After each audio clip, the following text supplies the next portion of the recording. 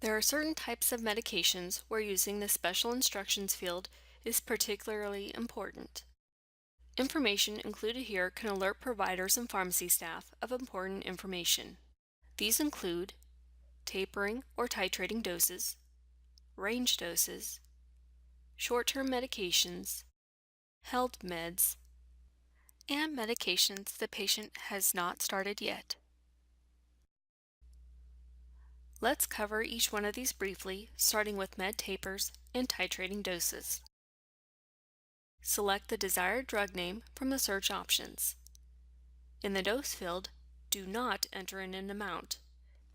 Instead, type in "See instructions" and then enter the dose amount in the Special Instructions section. Include the tapering or titrating instructions here as well. Be sure to enter in the start date in this section. If a patient is taking a medication with a dosing range, such as a pain medication, start by searching for the desired drug name as usual.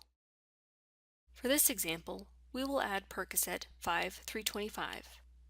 The patient can take 1 to 2 tabs every 4 to 6 hours. When documenting the dose and frequency, chart the highest allowed amount per dose and the shortest time interval for frequency. So for our example, we would chart 2 tabs in the dose and then Q4 hours in the frequency. In the special instructions, chart the dosing range information. Of note, if the patient is on more than one pain medication, include the level of pain the patient takes the medication for, such as for moderate or high levels of pain, in the PRN reason. Next, we will cover short-term medications. It is important to note that the duration, start, and stop dates will not cross over for the pharmacist to see if the physician decides to continue medications. This is especially important for medications that are to be used for a specified time frame, such as antibiotics. To enter in a medication that has a specified duration, start by entering in the name of the medication in the search field. Again, select the medication from the options available. If the patient knows the strength of the antibiotic, you may enter the amount in the dose field. If not, enter in "See instructions", then type in the details in the free text box.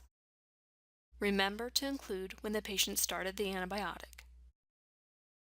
You are also to use the special instructions section when charting held meds.